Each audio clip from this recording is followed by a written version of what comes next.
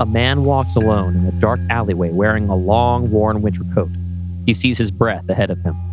As he walks, he passes by a shoeless man sitting on the pavement, leaning against a wall. As the first man passes by, the second looks him up and down. He notices the first man's dusty but intact winter boots. The first man reaches the end of the alleyway and looks out onto an American city street, seemingly contemporary, except most of the shops and signs aren't lit up and there's no car or foot traffic. Even the streetlights are off. It's a ghost town. Our man checks his watch. It's 11:20 p.m. He looks up and we get our first look at him. This is Grant, late 30s, with messy hair and a few days' growth on his face. His nose looks like it was broken some time ago and never properly set. He's portrayed in the film by Dan Stevens. He looks ahead of him, like he's expecting someone. Seeing no one, he stays where he is. He blows his breath into his hands and rubs them together. He's not wearing gloves. But someone else is. Someone behind him who claps one gloved hand over Grant's mouth and pulls him back into the dark alley. In the alley, the shoeless man from earlier throws Grant to the pavement, then flicks open a knife. Grant slowly gets up to one knee and puts his hands up. Hands up. They're up. Just take it easy. Kick off your boots. Kick them off? Yeah. Keep your hands up and shake them loose. That's not going to work. They're laced up tight. The shoeless man thrusts forward with the knife, a failed attempt at intimidation. Just kick them off, man. What, from my knees? How about you let me put my hands down and I'll untie them? Grant starts to lower his hands, his eyes still on the knife in the man's gloved hand. The shoeless man brandishes the knife again, more aggressively. Grant still doesn't look threatened. I said hands up. You're new at this, aren't you? Shut up. Listen, I get it. Times are hard. We've all had to change with them. But this isn't how to do it. The shoeless man's eyes flutter. His hand shakes. Grant sees this and slowly rises to his feet. Here, let me show you. In a blink, Grant rushes forward and punches the man hard in the gut. The man doubles over. Grant strips the knife, then buries it in the man's throat. The shoeless man's face is frozen in shock and terror. Grant leans in close. See? You get better with practice. The man's body drops to the pavement. Cut to a moment later. Once again, Grant steps out of the alley. He checks his watch again, and we see that he's now wearing a pair of black gloves. A moment later, an SUV turns onto the block and comes to a stop in front of him. It's a spotless Cadillac Escalade, totally out of place in this beat-up burg. The passenger side window rolls down and the driver leans across the center console to speak to him. This is Adam, a floppy-haired square jaw, portrayed in the film by Ben Barnes. He flashes Grant a cheeky smile. Hey, sailor, looking for a good time? Grant chuckles and shakes his head. Jesus, Adam, who'd you steal this from? Nobody. Right. You coming or not? Come on, this is a bad neighborhood. They're all bad neighborhoods. Grant gets into the truck and we watch it drive away. As it does, our view rises until we're looking across an entire dark and gloomy city. San Francisco, half lit and half empty. The car drives through the city. Some streets are empty, others are blocked off by barricades, behind which people crowd around flaming barrels and tent cities. Cut back to inside the car. So, what are you more nervous about? The procedure or seeing your ex again? We're fine. I'll be fine. It was so long ago, but it's all coming back to me. Grant snorts, punches Adam in the arm, then scrunches up into the furthest recess of his seat. Adam smiles, grips Grant's shoulder and shakes him a little. They laugh like teenagers. Finally off the beaten path, the car pulls up to a derelict office park. Like out in the street, there's some scattered unhoused folks throughout the parking lot, and a few lit windows from which squatters watch the car pass by. By the time they park, a small crowd has assembled around the shiny vehicle. A teenager gawks as Adam steps down off the SUV's running board. Adam tosses him the keys. Happy New Year, kid. Adam and Grant walk across the lot towards the only building with lights in the windows, not looking back as the crowd turns its attention to the lucky teen. They approach the building's main entrance where they're stopped by a pair of armed guards. We're here to see Dr. Wheeler. One guard mutters into a walkie-talkie. Someone replies, Let them in. The guard steps aside and opens the door. Cut to a room inside the office building, which we can now identify as a decommissioned medical facility. Adam and Grant walk through the dimly lit halls, which are populated by uniformed scientists and technicians and the occasional armed guard. As they walk deeper and deeper into the facility, more and more of the bare walls are lined with tall computer servers, all linked together in a chain leading around the corner into an exam room. They turn into the exam room, which is equipped with what used to be an MRI machine, and not one of those nice open-air ones, The kind where you lie down on a table and it slides your head into a circular bore an inch from your face. Its smooth plastic paneling has been removed, and dozens of Ethernet and fiber optic cables have been routed from the servers into its inner workings. This is the MRI from hell. Sitting at a computer in an isolated booth with a window into the exam room is a slight, pale, intense, dark-haired woman in her early 40s, dressed in sweats and a lab coat. This is Caitlin, portrayed in the film by Kristen Milioti. Grant, hi. She gets up to greet him in the exam room, and they have a silent debate as to whether or not they should hug or shake hands. They end up doing neither. Thank you for coming. Let's not kid ourselves about who's doing a favor for whom. Caitlin's eyes flick away. I don't rate a hello. Caitlin looks up at a smirking Adam. She decides not to acknowledge him. Which one of you is going first? That'd be me. Caitlin nods. She looks at her feet as if she's disappointed, then dismisses it. I'd be happy to answer any questions you have about the machine before you... Kate, I think maybe we should just get to it. Defeated, Caitlin gestures to the MRI table. Grant and Adam share a look, then a bro hug. Happy trails, amigo. See you on the other side. Adam retreats to the adjoining room, the one with the large window into this one. Grant lies down on the table. Caitlin leans over him. I wish things had gone differently. Grant finally allows himself to soften. Yeah, me too. Goodbye, Grant. The exam table slides Grant under the scanner, blocking Caitlin from his sight. We take on Grant's POV as his view of the lights is blocked by a mess of exposed circuits. The machine whirs to life, growing brighter and louder well beyond comfort. On Grant's face as he winces against the light, then his eyes grow wide and he begins to scream. We return to his POV and the contrast and brightness crank up around us. We are blinded by white light, and the noise of the machine becomes so overpowering that it washes into white noise. Through the fog of audio, we hear the high voice of a small child. Daddy? Daddy, wake up. Hard cut to Grant, waking up with a gasp. Only it's not Grant as we just saw him. His beard is neat, his nose isn't bent, and he's tucked into a comfortable bed next to a woman whose back is turned away from us. Standing next to the bed is a tiny, precocious 3-year-old, Raleigh. Grant's eyes flick from Raleigh's face to his phone perched on the nightstand. Its clock reads 2:30 a.m. I need to pee in the potty.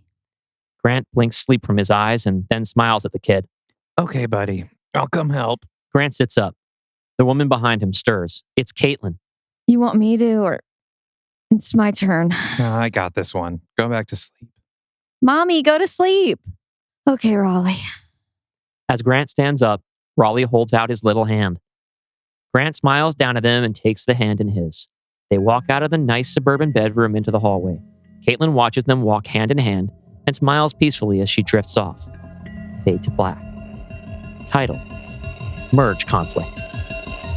In 2022, 2 writers came together to finish what Universal Studios couldn't.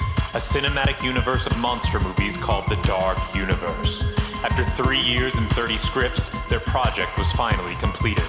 Now, in 2026, they're back to attempt what's never been done before, a completely original cinematic universe entirely in podcast form. I'm Dalton Deschain. And I'm Dylan Roth. And you are now entering the Pod Universe.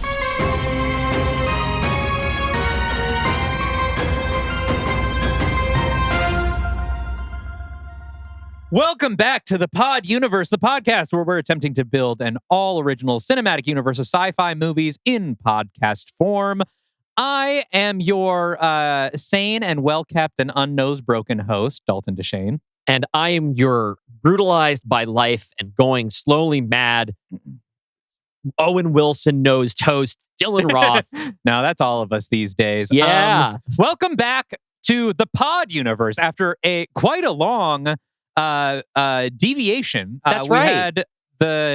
We had Daniel Kibblesmith's Grinch took us back to the Dark Universe. We had Vera Drew, right, which was not exactly Pod Universe, not exactly Dark Universe, but it kind of an independent it's Universal adjacent, right? And then we just had, in our most recent episode, we had Tulok the Barbarian come by and do a full script pitch for the Dark Universe's Pied Piper, and now we are back to our own original shit for the first time in months. And we definitely didn't take any trips to any other universes in that time No, either. that wouldn't be happening. We don't something came up on the feed, I think, over Christmas. It's but just the two. Definitely just people have been mentioning something about something about court something. Yeah, I don't know what that we is. don't know what we're talking about. They keep it. Someone keeps asking us for part 2 of something with Columbo in it. I think you have the wrong podcast. Yeah, it's a different I show. don't think that must be I know there are a lot of show. copycats out there. We are seeking legal action against them. Yeah, and we did split the feed, so maybe you ended up on the wrong feed somewhere, something where they were doing something with Michael Clayton or something, which, we love the movie. If you're new to the show, ignore everything we just said.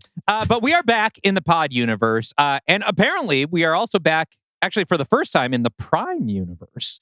It appears that the cold open, it never says explicitly. But that would seem to be the implication. That would seem to be the implication that this sort of post-apocalyptic San Francisco, or at least severely impoverished. I keep thinking of Strange Days in that opening sequence. Yeah, Strange Days.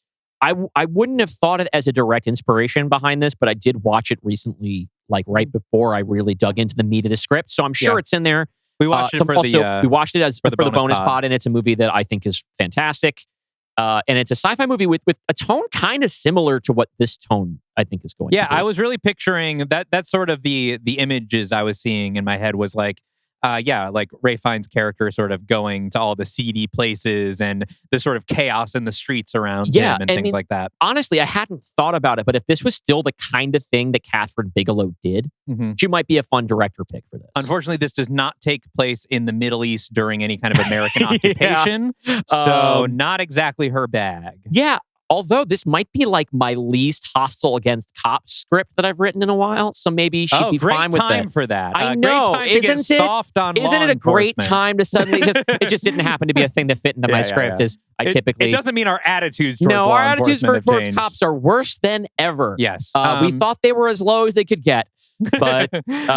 Hey, anyway, we can talk about science fiction right now, which surely will have no commentary on the world in which we live. So we're back in the pod universe. If you are a new listener, the basic premise of the sci-fi cinematic universe that we are setting up is that in what we call the Prime universe, something happened in the year 2021 that caused things to get really, really bad to the point where some very rich people have started jumping ship into what we call the pod universe, which is a sort of pocket universe created by scientists in the Prime universe that is sort of a branch that does not branch itself. It is a little isolated pocket of the multiverse from which there are no new multiverses produced. Yes. It is essentially it's kind of like a universal save state.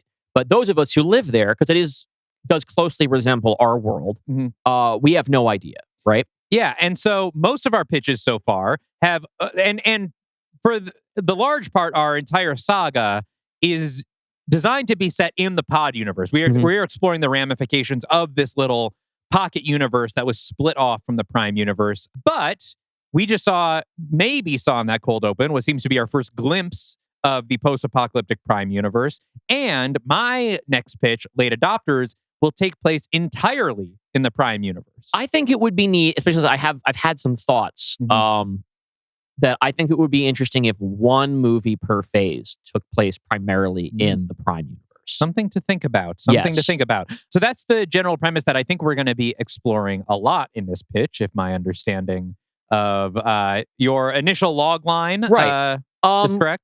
Well, I mean, I guess since everyone, even I saw some of the predictions that we're going to get into. Yeah.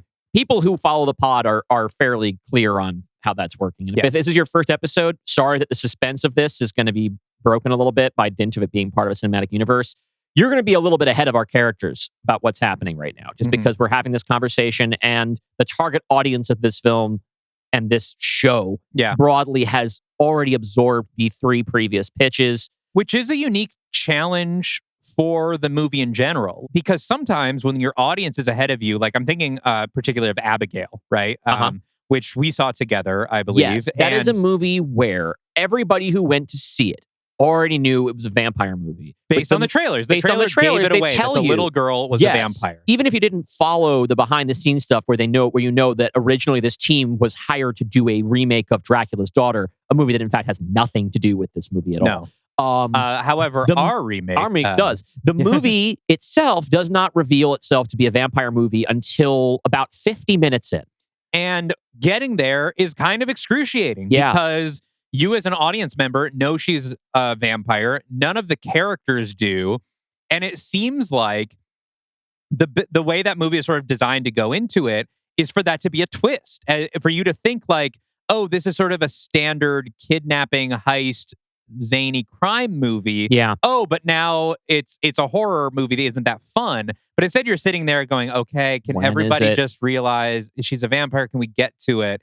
And so I'm interested to see how you tackle this challenge because if it is, I mean, it's similar to like we're going to get to this on the bonus pod, but the original The Fly with Vincent Price is actually set up as a mystery movie where you are seeing them investigate the events after the guy turns into a fly, and like, and it's a big twist at the end that he turned himself into this fly. But like watching as a modern audience, you're like, yeah, we know the scientist turns into a fly. That's the premise of The Fly. Now we are, like you said, ahead of your characters. I'm interested to see what your strategy is for us to not just be like, can they realize now? Yeah, we know it's another guy. Well, here's where sort of I had to set my goals for that. One, I have to also reset little expectations. And I think I did that a little bit with the trailer we posted on social media. I had pitched this initially in our slate reveal as a horror movie, a monster movie. As I wrote it and rewrote it and rewrote it, this is a script that I have toiled on this one more, I think, than anything that I've done in a long time for our show. It is more of a drama now than it was. Okay. Because one of the things is if you're going to do a movie that has like a weird genre twist, but the audience is ahead of you on the genre twist, what you really have to focus in on is those characters. And there's a lot of, this is a heavily character-focused movie. There are like, I think 6 total named characters in the movie. Like it is a small cast family drama that is dark and weird. And I also had to make sure to stack other mysteries on top, which ended up almost completely derailing the movie. This usually had a much more complicated plot. Now, I would be remiss if I did not point out that this is a classic Dylan move. That you have come out early before the writing process starts, going in hard of this is going to be, I'm going to go hard horror movie. I mean, this was sort of how the Dark Universe started. Was like, you were like, these need to be, our main characters are going to get killed. It's going to be dark. It's going to be gnarly. And then you were like, okay, admittedly, My Wolfman is kind of a superhero movie. And then this one, on our very first episode, you were like, this is going to be the werewolf movie I never wrote. This is going to be a horror movie. This is going to be the hardest movie I've ever had to write. It's going to be the scariest thing I've ever written. And now you're coming in with like, okay, it's not actually a horror movie. It's more of a character drama. Well, because here's the thing. Here's what I discovered. I'm not saying it's the wrong choice for the movie. This is where the movie took me. It is funny that I've done this again. You are correct to point it out. It is funny that I've done it again. Is there a point, was there a point in the Dark Universe where you feel like you wrote a scary, I guess Night of the Living Dead? Night of the Living Dead and Dracula Lives had some of that in there. Yeah. Okay. I don't think I completely failed the assignment. And no. My scariest shit is all in Death's Door. Script we worked on together, but I think a lot of the big horror stuff, I think we both did a lot of scary stuff. My scariest sequence I ever wrote was the cold open to Death's Door, where they're going through that college campus. I think that I was very deliberate in how I wrote that and how I kind of outlined what the visual language would be like and how we build the suspense around this and just how grim it is. The cold open to Death's Door is actually Jenny and Nick having sex. Okay. Then the beginning of scariest, terrifying scenes. Terrifying. We got a YouTube comment recently being like, it made me fucking sick to see Nick and Jenny get back together in Death's Door. It should. That's the correct response. But this was a matter of, in order for me to just make this movie finished and functional and good, I had to step away from some of the really, really personal stuff about it. So it's sort of a reversal of my normal technique, right? Okay. Is that I usually like to write personally. I usually like characters who are speaking for me or considering things or thinking about things I'm thinking about. And there's still a lot of that in here. But the degree of me trying to terrify myself or challenge myself about things that are specifically terrifying to me, I had to ratchet it down because I was just getting lost in it. I was getting so lost in it, and this was not something that I could continue to make work without feedback. this is the most work I've ever put into a script before someone's read it. Mm-hmm. And I've reached the limit of where I can go with this script without somebody reading it with me. Yeah. So this is not to me as iron a fucking script as Last Flight of the Stonehammer, where I came in after having done a lot of work on it and being like, I know we can grow more of this, but the skeleton of this is, I think it's fucking rock solid. This is more like, I think all the ingredients are there, but I'm very open to feedback here. Now, the question is really going to be, are we going to, the two of us settle into our rhythm of me being like, well, you got to put the horror back in it? I mean, you might. There are times where I feel like I see opportunities to go much darker, and there are whole subplots that got cut. Some of them were drama subplots. There used to be like 15 characters in this movie. Now there's 6. We can go into it later. There's like whole threads, whole subplots that were all going to be building to particular sort of scary set pieces that I had to trim out because the plot was getting lost in all of this shit. And like, what is the movie about? It was starting to get lost. And so I simplified this tremendously. And I hope to its benefit. Let's see what the fans want. Okay, what do they want? We did have what do you want? We did have a lot of predictions from people who listened to the trailer, but also based on your pitch for this in our initial episode where we did our slate reveal.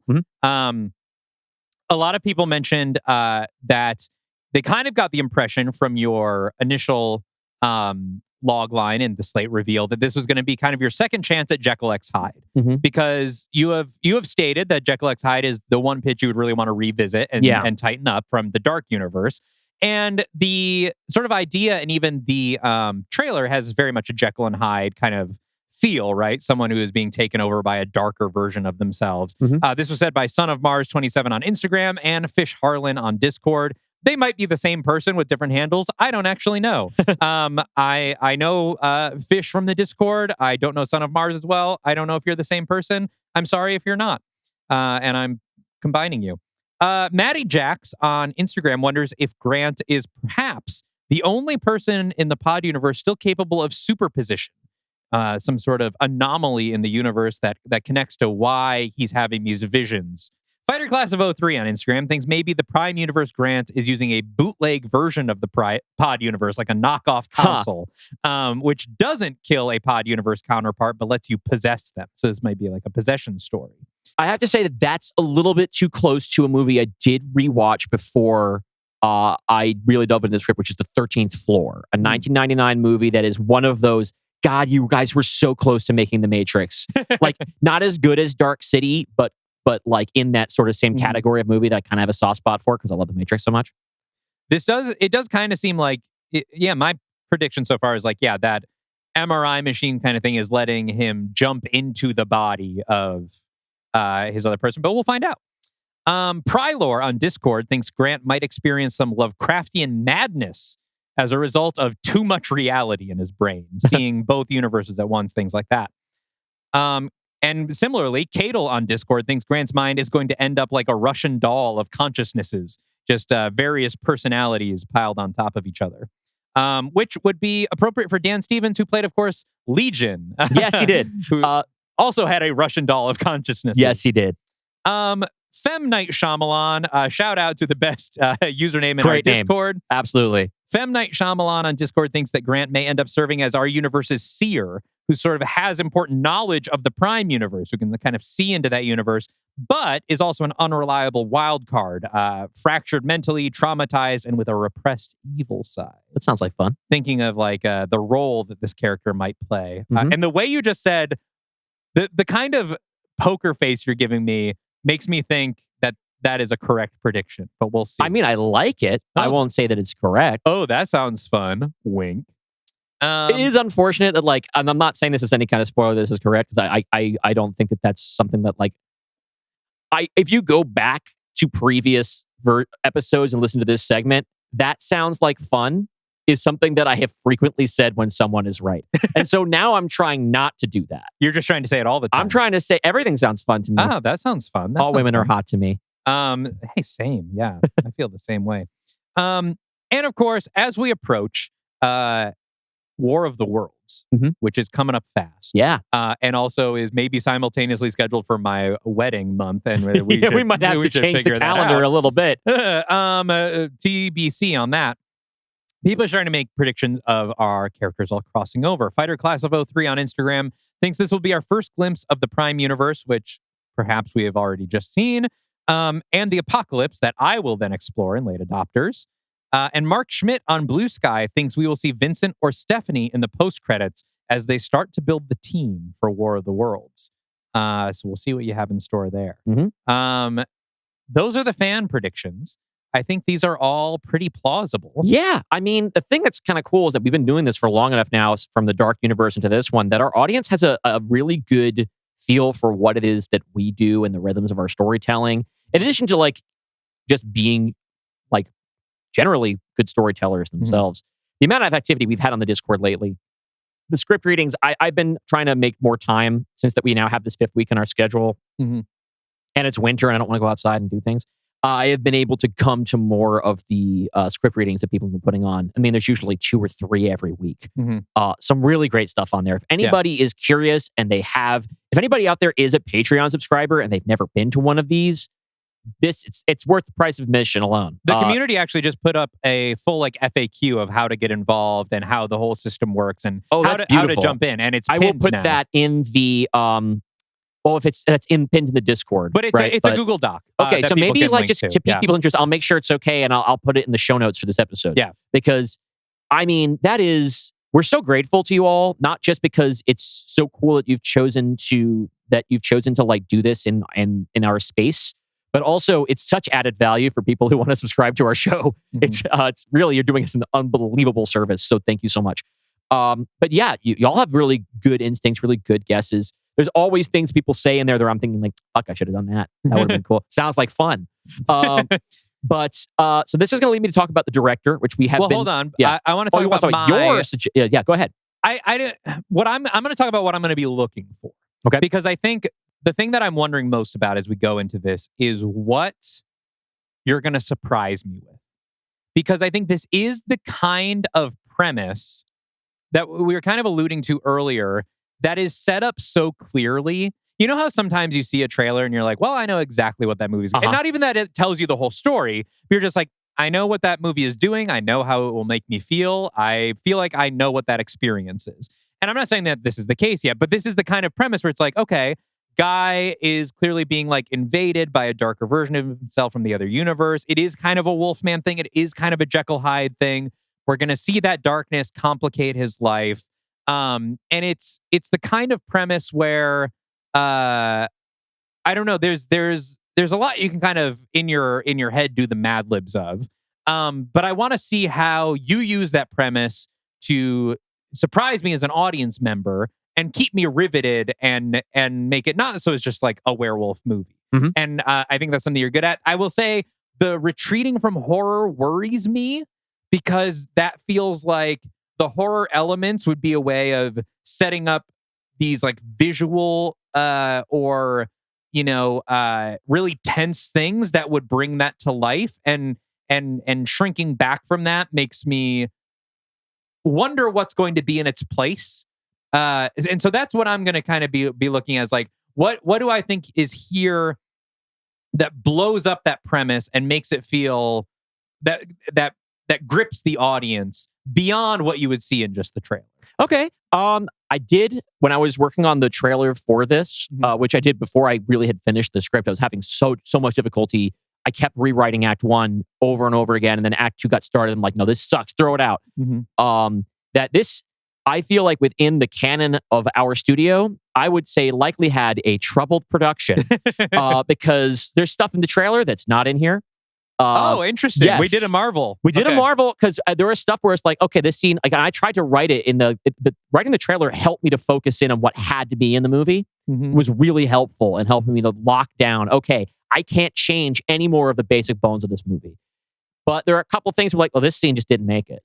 Just like the timeline of events just wouldn't allow this to happen. This conversation can't happen anymore. This is stuff one like of those that. movies where you hear the actors talking about like, they were handing us new script pages every morning. And, Absolutely. And so there's also, as I was sort of shifting what this script looked like, it also led me to kind of change directions to who I wanted to direct the movie. Okay. Oh, so we changed directors. It's no longer Arkasha Stevenson. Wow. Okay. Which was actually, I had never announced who it was going to be. I know director fired. Woman director fired by production head. So one of the reasons that I was like, oh, this movie's going to have a lot to do with like toxic masculinity and stuff, and so I would like there to be a female director to try and expand the perspective of it beyond where I'm looking at it. Right? I want to be able to get the outside perspective on what this is, because the inside perspective is going to be soaked into what's in here. This has less to do with that now. And since it's also less to do with that now and is less of a horror movie, I started trying to think about more like what sort of genre adjacent drama directors might be the best fit. And I ended up landing on Michael Sarnowski, who is the director of Pig and A Quiet Place Day One. Interesting. I am not like married to this. I'm finding so far in this new cycle, I feel like I'm trusting my own writing voice more and thinking less about trying to write towards someone else's. So it's not hugely important to me. But in terms of trying to figure out what does this movie look like, I'm thinking it's moody. It's a lot of long takes. It is frequently creeping on the edge of tipping into something really hyperbolic or expressionistic. But in a way where it just kind of is constantly tiptoeing on the side of realism. That's something that Sarnowski is really good at. Mm-hmm. And that is, I think, where I want this movie to live tonally and visually. I want it to always feel like it's about to go full tilt crazy, but always keep one foot firmly planted in this is happening right now in the house next door to you. Okay. Speaking of, do you know what Michael Sarnowski's next movie is? No, it's something crazy though, right? It's called The Death of Robin Hood. Huh. And it stars Hugh Jackman as Robin Hood, Jodie Comer, and Bill Skarsgård as Little John. Okay, I love this cast. I know I did just see a poster or something that was like, he was no hero. And everyone's mad about being like, is this really the time you want to do a movie about how Robin Hood is not a hero?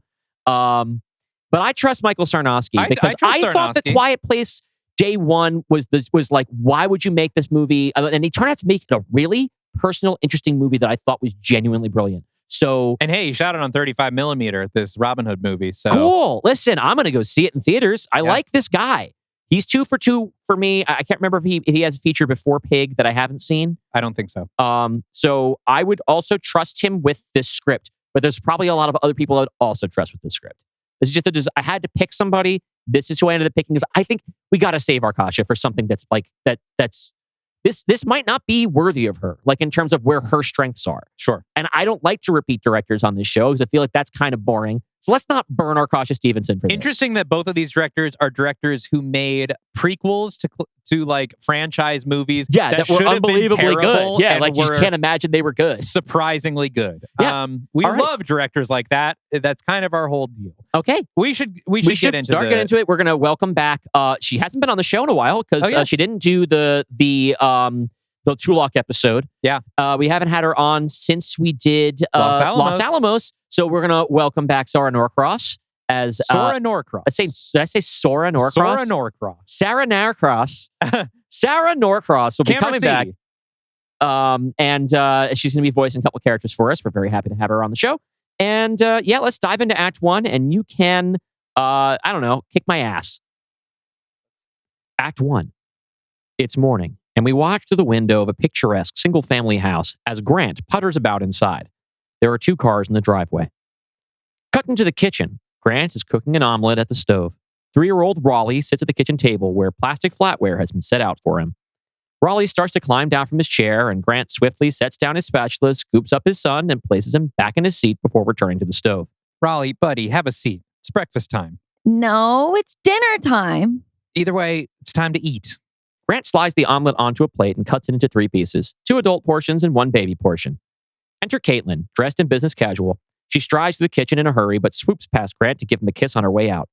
She leans in to get another, then ducks down to lift the roaming Raleigh back into his chair. Sit down for your breakfast, Raleigh. No, sit up for breakfast. Well, at least we agree it's breakfast. Grant serves the child portion of omelet onto Raleigh's plate. To the left of the plate are 3 plastic forks, identical except in color. There's a blue fork, a red fork, and a yellow fork. Raleigh examines his options, then says, I want a green fork.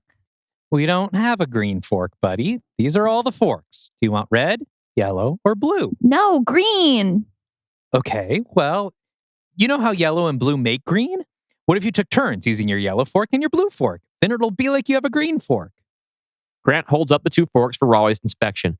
Raleigh considers this for a moment, then takes a fork in each hand, satisfied. Grant turns back to Caitlin, who smiles. Nicely done. Bye, boys. Have a good day. After one more quick kiss for Grant and one on the top of Raleigh's head, Caitlin hurries out the front door. Now cut to Grant and Raleigh stepping out the front door. Grant has brought a small soccer ball with him, and they start kicking it around the front yard. From the house next door emerges a woman in her 60s, Alma, played in the film by Rosie Perez. She waves. Hi, Raleigh. Hi, Garth. Grant waves back. Hi, Alma. And it's Grant, actually? Grant, right. Sorry. Hey, have you been getting any of my mail? I've been waiting for a package that was supposed to be here over the weekend. No, sorry. I haven't seen anything. I'll ask Caitlin when I see her next. Well, I'm the one who collects and sorts our mail, so if I haven't seen it, then she's not going to have seen it either. Okay, thanks. You shouldn't let him kick the ball in the front yard. He could go into the street and he could follow it and get hit by a car. I'm watching him, thanks. Cut to Grant and Raleigh at the playground. Raleigh runs around a jungle gym while Grant stands nearby, one eye on his phone. From halfway up some climbing bars, Raleigh calls over, Daddy, climb up, climb up. Grant smiles, puts his phone in his pocket, and cheerfully runs over to climb with his son. Cut to the children's section of a local library. Grant and Raleigh sit in front of a bookshelf where Raleigh sorts entries of a kid's book series into numerical order. Grant's phone vibrates. He checks it. He's got a new text message from Mom. It reads, Are you coming to see your father today? Grant looks at the message and hesitates. He looks over at Raleigh. Hey, Raleigh, do you want to go visit Grampy? Raleigh shakes his head without turning around, still sorting the books. Grant texts back. Raleigh says he doesn't want to. Mom texts back immediately. It would be good for him to see both of you. Grant bites back at something, then exhales. Come on, bud. We gotta go. Cut to Grant and Raleigh in a sedan. Grant driving, obviously. Raleigh behind him in a forward-facing car seat. The car pulls up to a sterile-looking building. The sign out front reads, Serenity Assisted Living. Grant checks in at the front desk, then leads Raleigh by the hand through the residential-looking ward. Each passing senior looks down and smiles and fawns over the kid a little.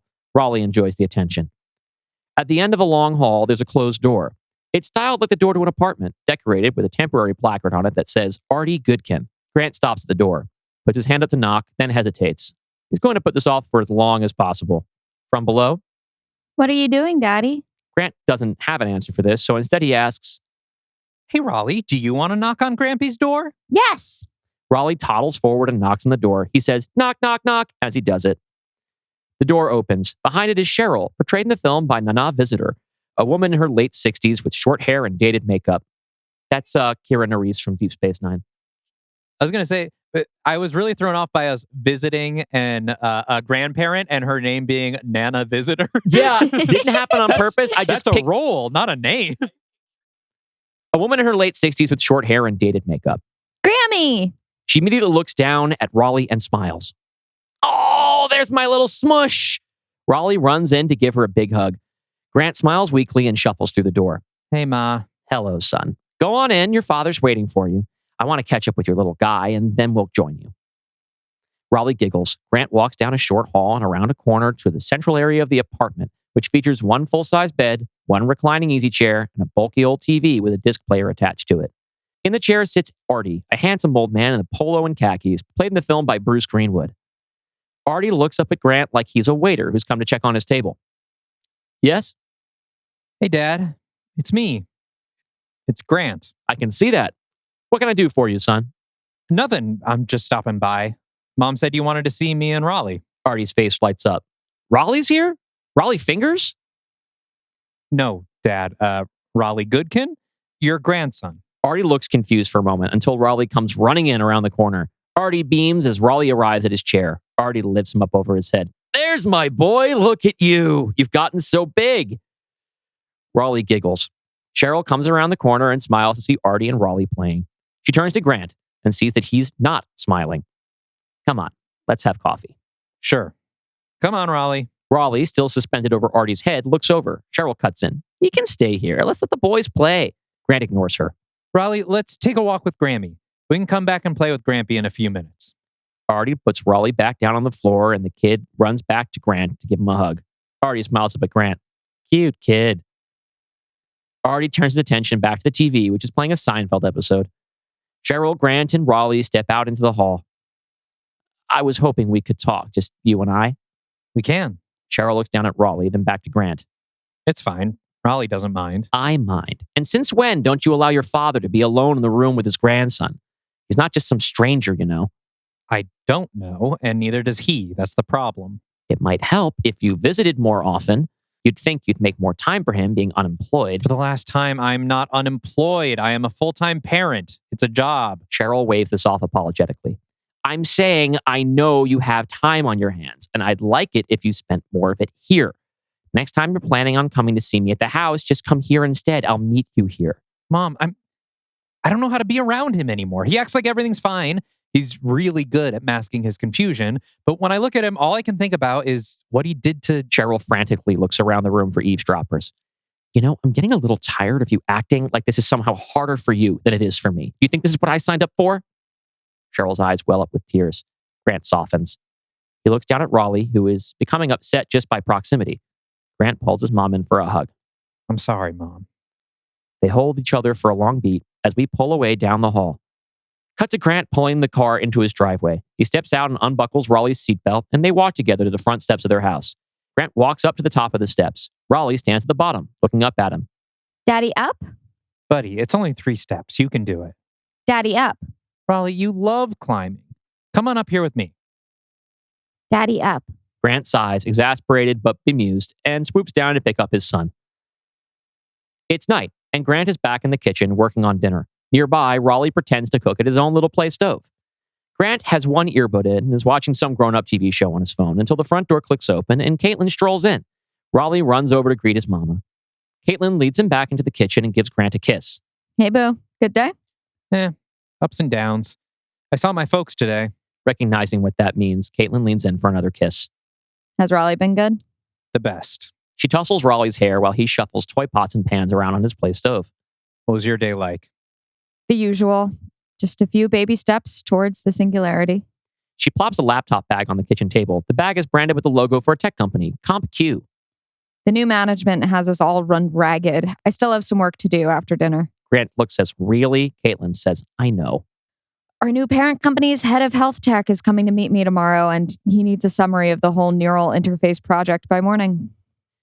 Grant places dinner in the middle of the table. Raleigh climbs up and sits on a grown-up chair with a little booster cushion on it and watches eagerly as Grant spoons some couscous onto his little plate.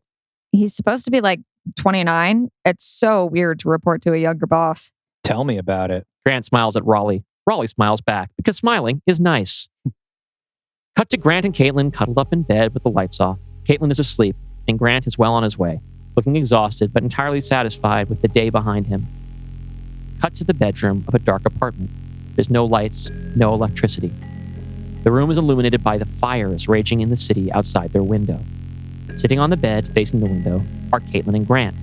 Grant's got a Band-Aid across the bridge of his nose.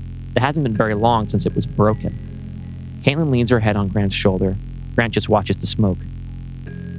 I think we should stop trying. Caitlin looks up at him. Grant looks dead ahead. Yeah, you're probably right.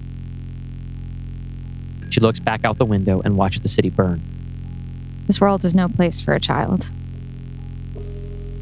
Cut to the house the next morning. Grant, looking like himself again, washes his face in the bathroom mirror. He takes a moment to examine the bridge of his nose, as if to make sure it's in the right place. Cut to the kitchen. Grant pours cereal into a small bowl on the kitchen table in front of Raleigh, who is trying to fit a rubber monster finger made for much larger hands onto one of his tiny fingers. Caitlin comes down the stairs dressed for work. Good morning.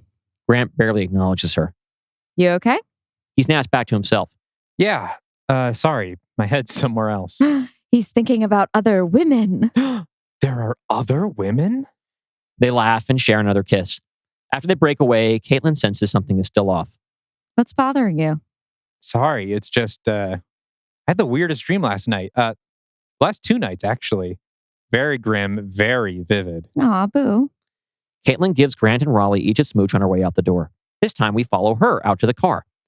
As she starts it up and is about to shift into reverse, she's interrupted by a knock on her window. It's next door neighbor Alma. She gestures for Caitlin to lower her window. Caitlin would clearly rather not, but she abides.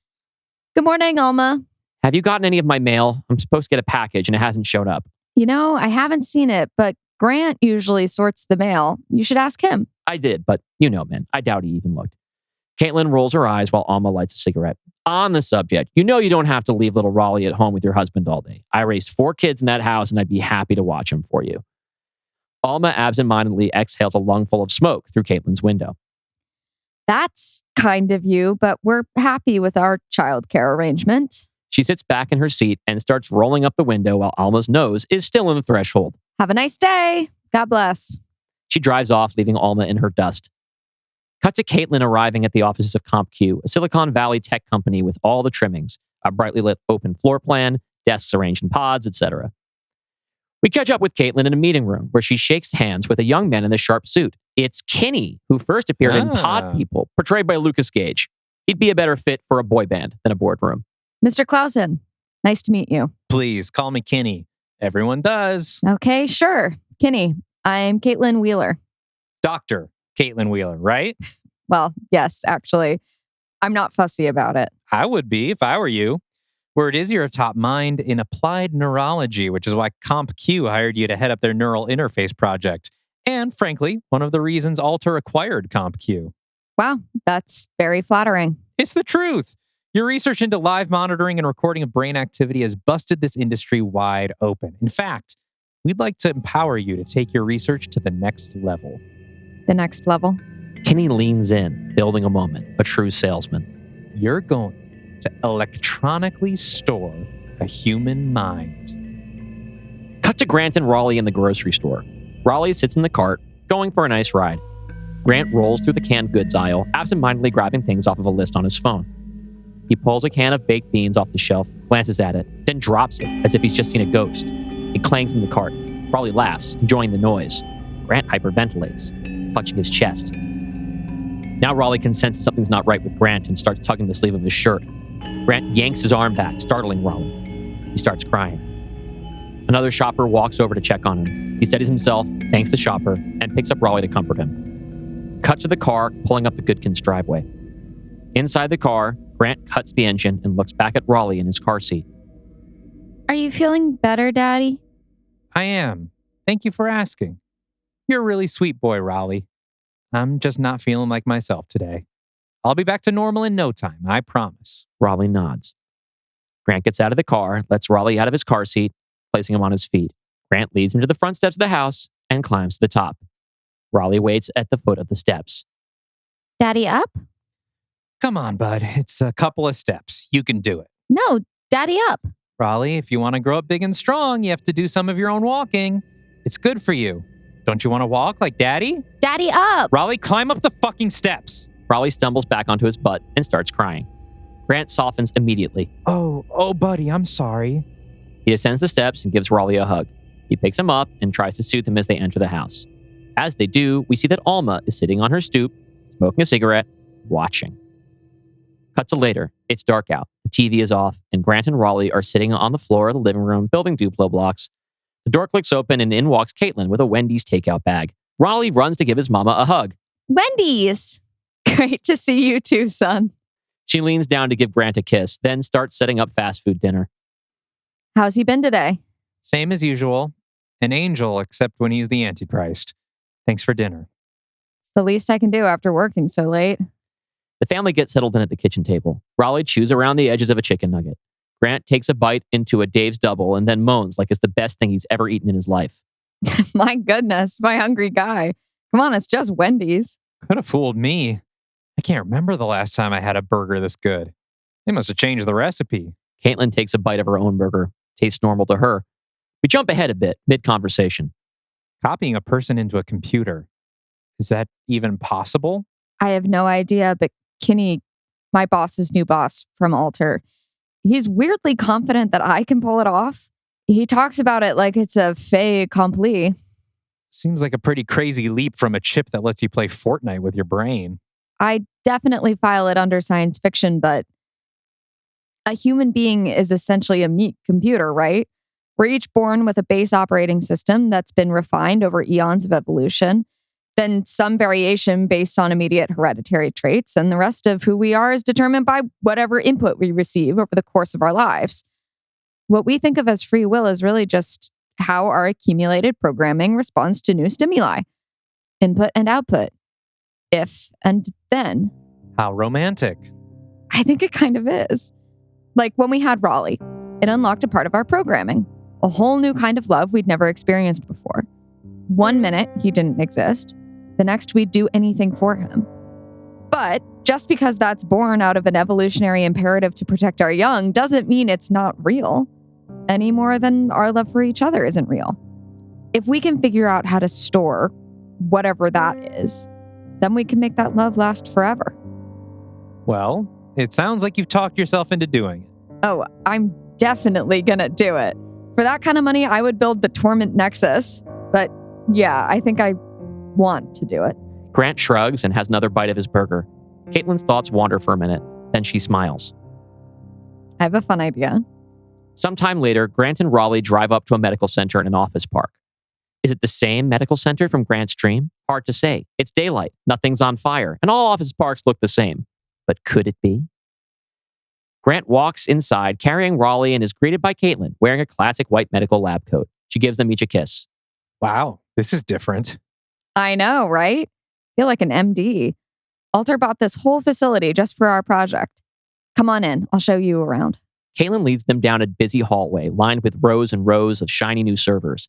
Grant is blown away at first, then his demeanor darkens for a moment. For just that moment, the lights seem to flicker, and in the dark moments, this hallway is dank and dim, the server is old and busted. Grant goes faint, catching himself just before he loses his balance or drops Raleigh. You okay? Yeah, I'm fine. I've got a bit of a headache. Hey, don't worry. I know a good doctor. Caitlin winks, her boys smile. Raleigh looks in awe at the computers. So many boxes. So many boxes. It takes a lot of storage and processing power to collect live multispectral scans of the human brain and process them into both hard data and graphical imaging that can be quickly interpreted by a human observer. I think I understood that about as well as Raleigh. It's easier to just show you. Cut to Grant, now dressed in a hospital gown, lying on the bed of a state-of-the-art modified MRI scanner. Caitlin watches from an adjoining room where she sits at a computer. There's a microphone at her desk that pipes audio into the exam room. Raleigh sits in a chair nearby, watching cartoons on a tablet. Okay, I want you to think back to your earliest memory, whatever comes to mind. Under the glow of the scanner, Grant closes his eyes and tries to relax. Cut to his mind's eye, a memory of a preschool-aged Grant on a fishing boat in the middle of a pond, sitting in his dad's lap. His dad puts a fishing rod within his reach and he takes hold. They cast a line together into the water and we hear the peaceful sound of the reel letting loose and the lure dropping into the water. Grant looks up at his father and they share a smile. Cut to Caitlin at her desk, watching the lights flicker on Grant's brain scan. She smiles. Good. Now think about our wedding day. Cut to Grant and Caitlin, dressed to the nines, smiling gleefully as they share their first dance in front of a banquet hall full of family and friends. More activity on Caitlin's screen. Lights dance across his scan. Caitlin peeks over at Raleigh and sees that he's fully absorbed in his cartoon.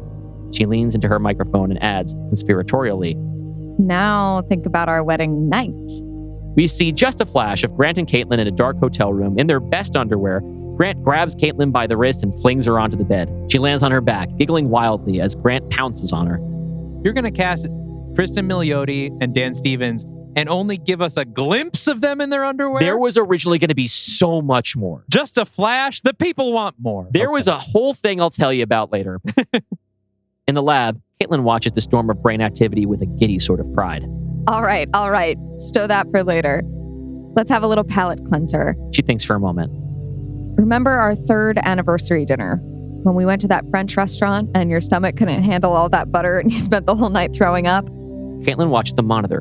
The lights get darker, sputtering a bit. When was this? 2 years ago. It broke some really long no vomiting streak for you. You were pretty annoyed. That's funny. I don't remember this at all. Under the scanner, Grant tries to summon a memory. We flash to Grant stumbling into the narrow bathroom of his shoddy apartment, diving for the toilet. He hurls. Somebody pats him on the back. Oof! This is one for the books. You never throw up. Adam kneels down next to him, chuckling.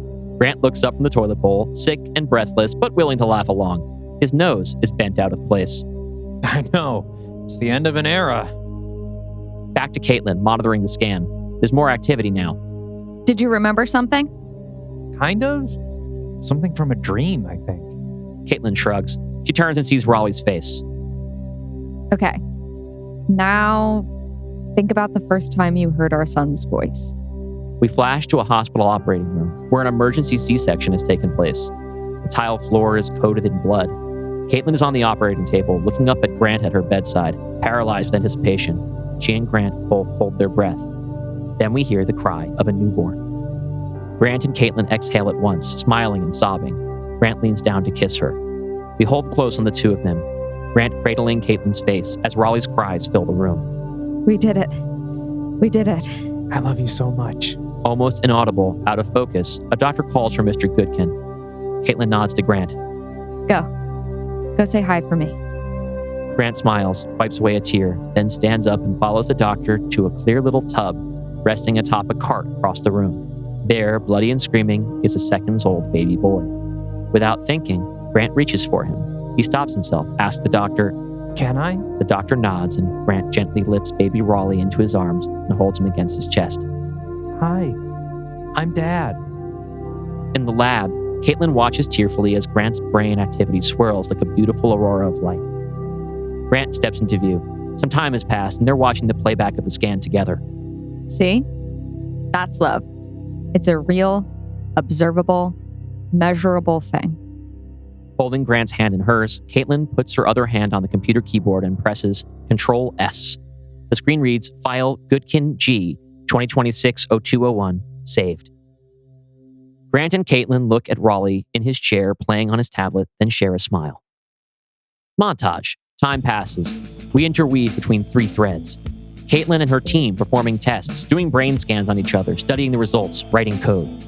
Grant going about his daily routine with Raleigh, each time with a little less patience. At night, through fitful sleep, we see dreams of a world in the midst of a deep economic depression, a digital dust bowl. Occasionally, there's a flash of violence, vice, or larceny, a street fight, a burglary, a snort of cocaine. We flash from Caitlin under a sleek, state-of-the-art MRI scanner to Grant under the ripped open model we see in his dreams. Then to Grant running through streets crowded with the starving and unhoused, a canvas bag full of canned food over his shoulder. He's being chased by a furious middle-aged man who gets a hand on the shoulder bag and pulls it off of Grant's shoulder, sending the can spilling across the pavement. Grant picks up one of the cans and tries to keep running. The man gets a hold of his sweatshirt. Grant whirls around and bashes the bottom edge of the can into the stranger's skull. Then again. Daddy? Grant jolts awake as if spring-loaded, fist drawn back for a haymaker that he nearly delivers before he catches himself, inches from Raleigh's face. Raleigh bursts into tears. Raleigh? Are you okay? I'm so sorry. Caitlin stirs awake and flicks on a bedside lamp. Raleigh, what happened? Raleigh runs away from Grant to Caitlin's side of the bed. She picks him up and holds him. He woke me up from a nightmare and... Christ, I almost took his head off. Grant reaches over to try and comfort Raleigh, but he recoils. No, Daddy, no. Grant pulls away, then quakes with rage. Fuck! Grant, that's not helping. Grant jumps out of bed and storms out of the room. Grant! Cut to a bit later. Caitlin is sitting by Raleigh's bedside. The kid has finally gotten back to sleep. Grant waits in the hallway, leaning against Raleigh's doorframe, just out of sight. Caitlin leaves Raleigh to sleep, softly closes the door, then leans against the opposite doorframe. Can we talk about whatever's going on with you? You haven't been yourself in weeks. Grant hesitates. Caitlin reaches to touch his arm, and he flinches. She pauses, a little hurt. Please tell me what you're feeling. I've never seen you like this. Grant fights tears. Caitlin steps forward again to hold him. Cut to the two of them at the kitchen table. It's still the middle of the night. The room is gently lit. Cups of tea steam between them. Every night, I've been having these awful dreams, except they don't fade away like dreams usually do. I mean, I could tell you about them in detail, like they're things that really happened. Not just tonight's dream, but the ones from last week and the week before that. They're all connected, like they're all bits and pieces of the same story, just shuffled around. What's the story about? It starts about 5 years ago, when you and I had just moved in together. The Oakland apartment. Yeah. I know we were happy there. I know that we got married and got pregnant and had Raleigh and moved out here. I know that happened because I'm sitting with you right now with our son sleeping upstairs, but that's not how I remember it. What do you mean? When I think back, without trying to push my thoughts towards what I know to be true, what I remember is everything falling apart. I remember how Euclidico launched the first practical quantum computer and how every conventional computer in the world got hacked overnight. Everyone's secrets got leaked, infrastructure collapsed. Everyone was out of work. I mean, everyone. People were starving outside our apartment, and pretty soon we were starving too. The things we did just to stay alive. Grant puts his head in his hands. I'm so sorry, Grant. I used to tell you horror stories about something like this happening. The quantum arms race used to scare me to death. But it never happened, Grant. Nobody cracked quantum computing. All the big tech firms moved on to the next buzzword. We're not in danger anymore. Grant slams his fist on the table. I am in danger, constantly. Everyone I meet is a bad day away from killing me for my last scrap of bread, and I don't even blame them because I've done it. Don't you understand? Every night, I see more and more of this world I barely recognize, and when I wake up, nothing's changed except me. Caitlin steadies her breathing, shifting to a more clinical mode of thinking. We need to go to the lab. In the dead of night, Caitlin drives Grant and a sleeping Raleigh to her laboratory. Inside, Grant once again lies under the scanner, this time red-eyed and half-panicked.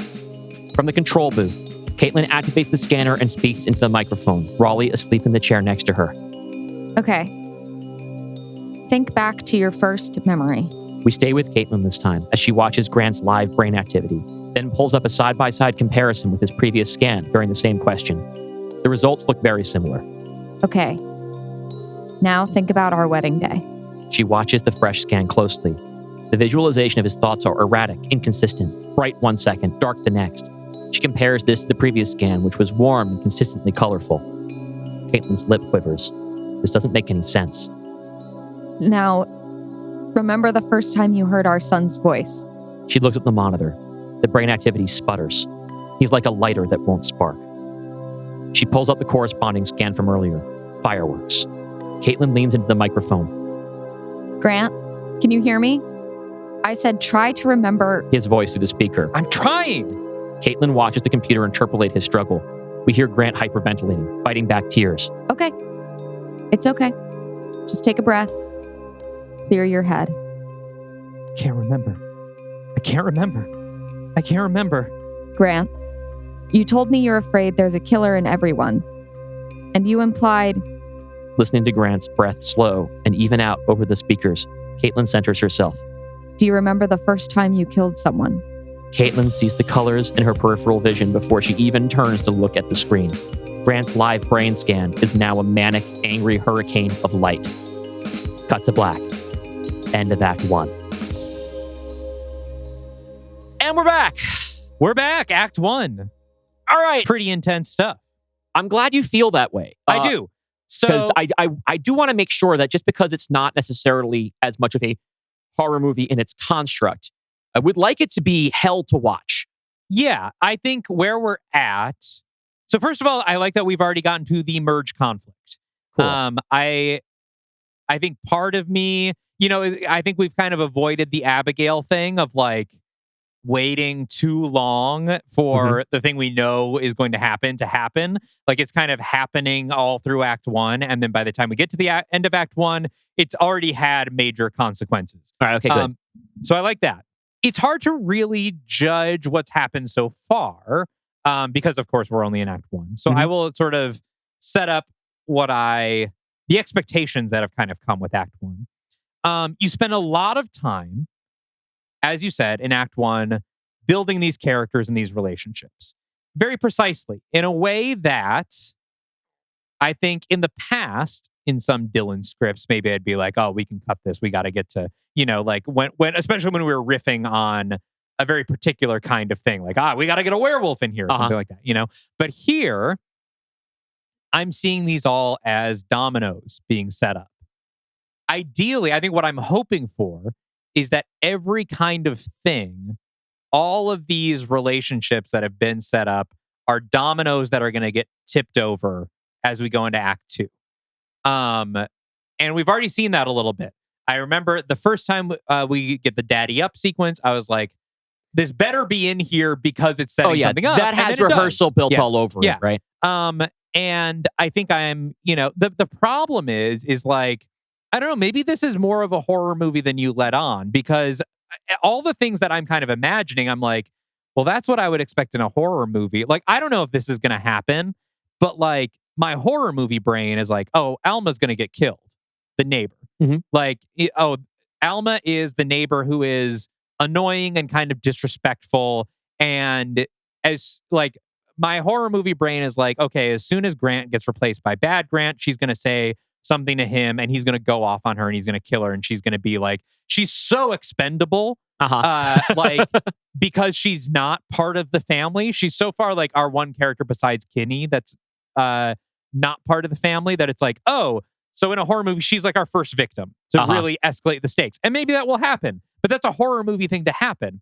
And so I think what I like about this is all the things it sets up. I just want to make sure now that we follow through. Like, I think the reason in a movie like this that you take your time building these beautiful and happy relationships is so that you can challenge them as much as possible. And y'all can write the AU where nothing bad happens to them if you want. Yeah.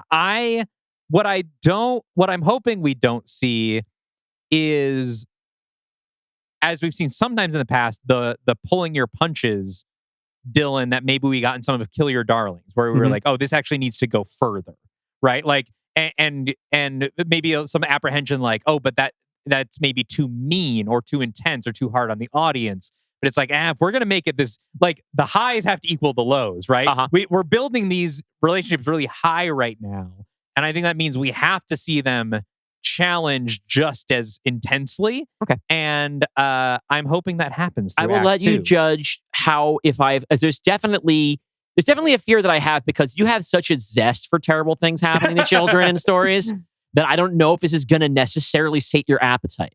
I mean, I'm not expecting anything from like The Exorcist. Okay. Which was, well, no, you definitely don't expect that. Brought child endangerment to a whole new level. But no, like, I think the almost punching Raleigh is a great thing. I don't expect at any point in this for him to actually beat the shit out of like, okay, that's good. Because my big worry was like, is Dalton going to see that and be like, no, you have to kick that kid down the stairs? No, I don't. Okay. I think here's the other thing is like, and maybe this is why you're thinking it's not as much of a horror movie, but maybe it still is because I think we both know that the more you build a very, a character that we like and we identify with and we want to see happy, you don't have to do anything that intense. Like, just him almost punching Raleigh is a very intense moment. Now, we're early enough in the story that I feel like if that's the most endangerment Raleigh, encounters, then maybe we've peaked too early or something. But I don't think Raleigh needs to get punched. Okay, good, because I will spoil it for you that Raleigh does not get punched in the face at any point in this film. I mean, I'm thinking about, like, I'm wearing this Child's Play shirt right now. The kid in Child's Play never gets stabbed. No, but he's in danger of getting stabbed. That's the important thing. And like, he goes through psychological conflict. He gets institutionalized in Child's Play, right? Yeah. Because no one believes him about Chucky. They think he killed him. That's also a version of endangerment. Yes. Him being separated from his parents and locked up, or from his mom, and locked up in this institution, and then Chucky coming to get him. Like, endangerment is horror. It doesn't always have to be killing. Yes. And that's the thing with, like, I'm writing this as a parent, and naturally this is coming from a lot of where, like, some of the original idea of this came from. Because I was sitting on this idea since before we finished The Dark Universe, and it was originally going to be my first pitch of the Pod Universe. Yeah. And I moved it because I was just not in the mood to write it, and ended up really almost never being in the mood to write it the past 8 months. But also because doing something radically different from Pod People was kind of necessary to establish what our show was going to be. We were worried that if we did 2 pitches in a row that were about a sort of Prime Universe invasion of a Pod Universe person, it was going to give people the repetitive. impression that the show was going to be very one note in that way. Yeah. I didn't want that, so I switched it with the one that but both felt like a better fit for that moment in the show, and something that I had gotten very stoked to write, which was Last Flight of the Stone Hammer. But the basic sort of scary emotional conceit that I built this movie out of is, I love being a dad. I fucking love being a parent. It is my favorite thing in my life, right? But there are times, and usually almost every day, this will happen, where you'll get into a conflict with a small child who cannot be reasoned with, right? And the thought will go through my head, God, it's a good thing I love you unconditionally. And then, of course, my narrative brain goes in there and be like, yeah, what if you didn't? What would it look like if you were in this situation and you didn't give a shit what happened to this child? Which, of course, leads me to the thing being like, okay, well, let's watch that happen to somebody. Yeah, that's a scary thought. Yeah. I think, like, you don't need the kid to get stabbed for it to be a horror movie, even if that's what Dalton Deschain would do. So, yeah, it's interesting because, like, I kind of feel like it's already verging on horror. And so any way that I imagine things escalating feels horror. And so then when I try to readjust to, no, he said it's not a horror movie, then I'm like, well, then what's it gonna do? Well, and so maybe it doesn't matter. It's more of a horror movie. Like, I originally imagined it as more of a horror movie. Yeah. I imagined it as more of a monster movie, almost veering into the slasher territory. And as I was writing it, I found that I kept getting distracted from doing that by other ideas that I had. And after rewriting it, trying to course correct it towards a particular idea enough times, I'm like, this is clearly not where this story should go. Yeah. So I ended up going in some new directions that you're going to hear about. I guess. One thing that was surprising to me is you've gone back and forth with me several times on whether or not Kinney was going to be in this movie. Yes. And the last I heard, you were like, oh, that's actually not Kinney. We're taking Kinney out. I removed Kinney from the trailer. Okay. And I didn't specify, and I deliberately didn't specify what that meant. Okay. There was a point where Kinney was going to appear in the trailer, and I did not. I ended up undoing that change. Now, Pod Universe heads will know that since this movie is set primarily in the Pod Universe, that version of Kinney we're seeing is the one that has been replaced already by his Pod person, his Prime Universe counterpart, which happened in Pod People. There's also the nice nod to the moment in Pod People where we learn that Alter has purchased all of these tech companies, including CompQ is one of the ones that you mentioned in there. Yeah. And so Kinney has now been put in charge of that. So that's a nice connection with Pod People. You even named him the director of health services or health technologies. And that's that ended up random shit that I just threw out there. Ended up fitting perfectly into what I wanted to do. So I'm like, oh, that's great. No, this has to be. I kind of wanted to use Kinney from the beginning because I was trying to think like who's the right level of minor that it doesn't his presence connects the movies, but doesn't, and maybe like expands our idea of who this character is if we want to keep using him. Yeah. But also it doesn't become a prerequisite that you see Pod People in order to understand the context of what their character means. Didn't you originally, before we edited it, didn't Kinney die in Pod People? Yeah, I think. And then I made it so he ran away instead. You made it so he ran away instead and then got replaced. So great. So that's great. I mean, that's great. I mean, I'm happy that anything that we save, we should reuse. We should recycle. We should be economical. So I'm liking it so far. I don't really have any notes on Act 1. Any notes that I would have would be retroactive in terms of like, hey, this is a really great character moment that doesn't, pay off somewhere. But hopefully that doesn't happen. But I think we can jump to maybe a little ad break and then get into the first part of Act 2. All right, let's hear from our sponsors.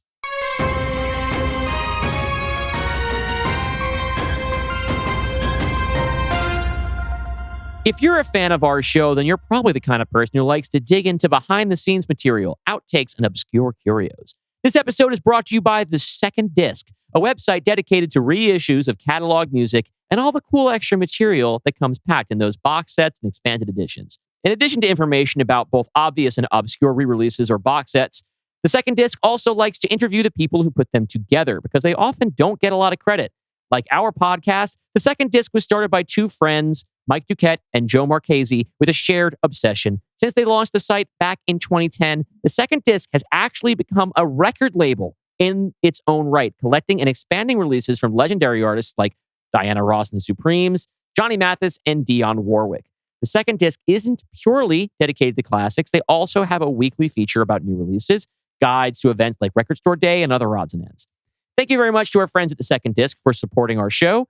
I do want to jump in. I have a personal relationship here with The Second Disc because I have recently been getting into CD collecting. Oh, cool. I don't know what it is. I'm just a physical media pervert, but like I put a CD player on our wedding registry to hook up to the stereo out there. And particularly, I want good packaged sets. I got a recent Bowie box set, and I have been going to the second disc every week to like see what's new out there. Oh, that's great. I don't want to just go and get like a jewel case, blah, blah, blah, Bare Naked Lady CD from 1997 or whatever. No, you want the good shit. I want to make sure I get something that like almost like a steel book with a 4K. Like I want something that feels like an intentional, well thought out package. And the second disc reviews help me see if that's what I'm getting. They often, will talk about the release in depth, both from an entire like holistic package thing. And I don't know of anywhere else to get information like that. I mean, there really isn't a lot like this. Like Mike Duquette, I don't know Joe very well, but Mike Duquette is a dear friend of mine, Yes. and actually used to be a customer at my parents' record store before we even knew each other. There is maybe nobody on earth who I think knows more about this shit than Mike Duquette, and definitely no one who cares more. His partner might be on an even keel, but I cannot imagine there being anybody more passionate about this stuff, paired with the enormous amount of knowledge that he has about where it all comes from, how it's put together. Also, just a sweetheart. I like him a lot. And their taste in new releases. Who got a shout out recently? A little band called No Jersey. Hey, there you go. Yeah, pretty good. If you're a physical media freak, you need the second disc. Thanks to our friends at The Second Disc for sponsoring the show, and thank you in advance for visiting theseconddisc.com and checking out the reviews, commentary, and catalog. Now back to our show.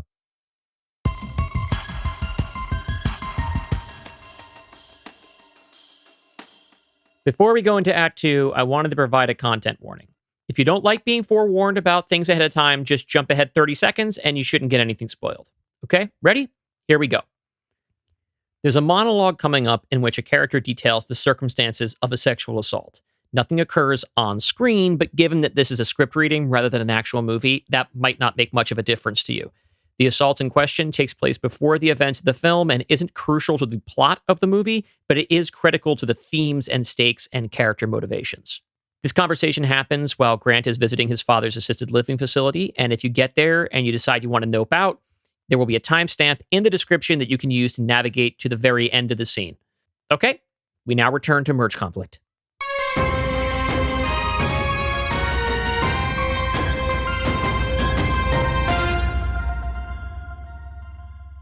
Act 2. Cut to the dank Oakland apartment at dusk. There's no electricity and most of the furniture is missing, except a bare mattress on the floor and a kitchen table with 3 chairs. Grant, nose broken, and Caitlin, both looking ragged and tired, are in the midst of a heated argument. I don't even know where you are half the time, Grant. You slip out at night, and when I wake up, there are things in the apartment. Yeah, things like food, things like toilet paper and laundry detergent. Yeah, and where are they coming from? If you found a job, why wouldn't you tell me about it? I'm working with Adam. Adam? Adam isn't working, Grant. He's stealing. He hurts people. I can't believe you could be a part of that. You're a good person. You're sweet, and you're kind, and you're patient. How much more patient can we afford to be, Kate? There's no relief coming. There's no safety net, no functioning government, and the billionaires across the bay only need so many servants. I've got leads, okay? I've got a fucking PhD. Okay, great. Can we eat that?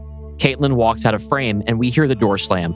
Grant turns around and bangs his head against the wall in frustration. On impact, we get a split second of digital static, then cut to Grant sitting in another doctor's office, on another exam table, in another hospital gown. Caitlin sits next to him on the table, clutching his hand. On the floor between them, Raleigh paces around, hopping between the tiles on the floor. He looks up at Grant. Daddy, can we do jelly beans?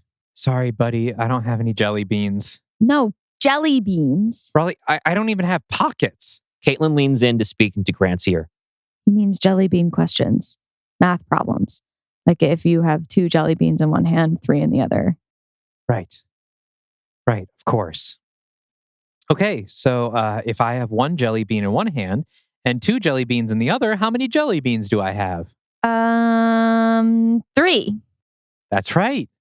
And if I have 4 jelly beans and then I give half of them to mommy, how many do I have left? He's not doing division yet. He's 3. Hey, I think it's pretty amazing that he's doing addition. A doctor, a neuropathologist specifically, walks in. She smiles and waves to Raleigh, then turns her attention to the couple. Her face turns somber. Mr. Goodkin, Dr. Wheeler, I'm afraid there's no easy way to break this kind of news. There are some alarming anomalies in your test results. Caitlin squeezes Grant's hand tight. You mentioned in your intake forms that you have a family history of Alzheimer's. Grant breaks eye contact with the neuropathologist and ends up looking right at Raleigh, who looks back up at him, a neutral expression on his face. Cut to Caitlin driving Grant and Raleigh home. Caitlin and Grant are silent. A twee children's song plays over the stereo. Grant has had enough. He shuts it off. No, music! Raleigh, that's not how we ask for things. I want music, please. Grant ignores him. I think we should get a second opinion. This just doesn't look like Alzheimer's to me. Never mind that you're only 39. Grant says nothing. Caitlin reaches out and touches his hand.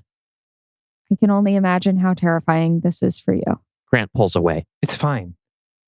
I just don't know who I am, and apparently it can be scientifically proven that I love my family less than I did a few weeks ago. Shit. Grant, don't say that. That's not true. Isn't it? You show me a picture and say that's love. You can measure it. You show me another picture and it's gone. Am I missing something? That was an oversimplification. I was being romantic.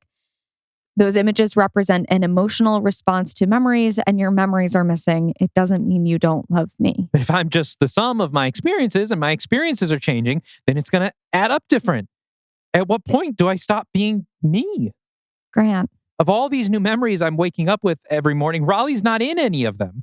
Not one. Whatever this other life is that I've imagined for myself, he's not in it. He was never born. At what point, Kate, do I stop being his father? Caitlin turns back to see Raleigh sleeping in his car seat. Grant doesn't. Maybe he can't. I want to see my dad. Right now? Are you sure? Yeah. Cut to Grant and Caitlin carrying Raleigh, being escorted by an orderly through the halls of Artie's residential care facility. Just outside the door. Do you want me to come in with you? I can still call your mother. No, this has to be just him and me. Cut to Artie's room. He's sitting in his chair watching the same Seinfeld episode that was on the last time we saw him. Grant enters and closes the door behind him. Hello. Do you know who I am? What kind of question is that? Of course I do. Artie pauses his show and gets out of his chair to give Grant a hug. As they embrace, we see that Artie's eyes are open, processing. The moment they're facing each other again, Artie is all smiles. Can I get you something? I've got seltzer. No, thanks. Artie offers Grant the only other chair in the room. Artie starts to sit back in his own chair. I'm actually here about Gina. He slows down halfway through the motion. Oh, so you do remember her? Of course. How is she? Or maybe you don't, because if you did, I don't think you'd ask that. But you remember enough for the name to mean something to you, is that right? Can you feel it? A pang of guilt, even if you can't place why? I've been getting that a lot lately. I don't know what you're talking about. You're not making any sense. Well, then let me explain it to you. For the first year and a half after your diagnosis, you still lived at home with Mom. You hired a nurse to come 6 days a week and help take care of you. Her name was Gina. She was maybe 30 years old. Warm, patient, exactly the kind of person you'd want taking care of your sick old man. She made life a lot easier for all of us, especially Mom. God, she was so good to Mom. Your memory was going, your personality was changing, and just having a stable presence in the house to be there and to listen, it meant everything to her. If there really are people put on this earth to help other people, Gina's one of them. Well, she sounds like a lovely... Shut up. You can talk when I'm finished. Artie retreats into his chair. You might remember that you and Mom used to come to our house every Saturday since we moved here. We all agreed it was important to keep the routine going. We just had 2 extra people now because Raleigh had just been born and because if you were going, Gina had to come too. I say had to like it was an obligation, but it never felt that way. It was nice to feed her once a week. It felt like giving something back on top of whatever our insurance was paying her, which I doubt was enough. But this one Saturday, you told Mom you weren't feeling up to it and that you wanted to stay home. You tell her not to worry, that she should go ahead. Gina, of course, stays behind with you. Mom comes over, we have dinner. Everything's normal. A couple hours in, she texts Gina just to check in. A couple minutes pass. We don't hear anything. She's always got her phone on her.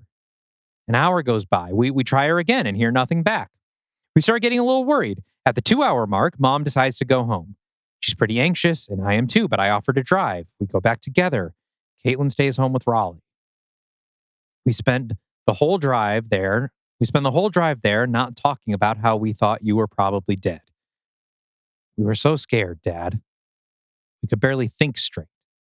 We pull up to the house. No sign of trouble. There's Gina's car in the driveway. We go inside, and there you are in the living room watching TV in your favorite chair. Totally casual. How was dinner? Yada, yada.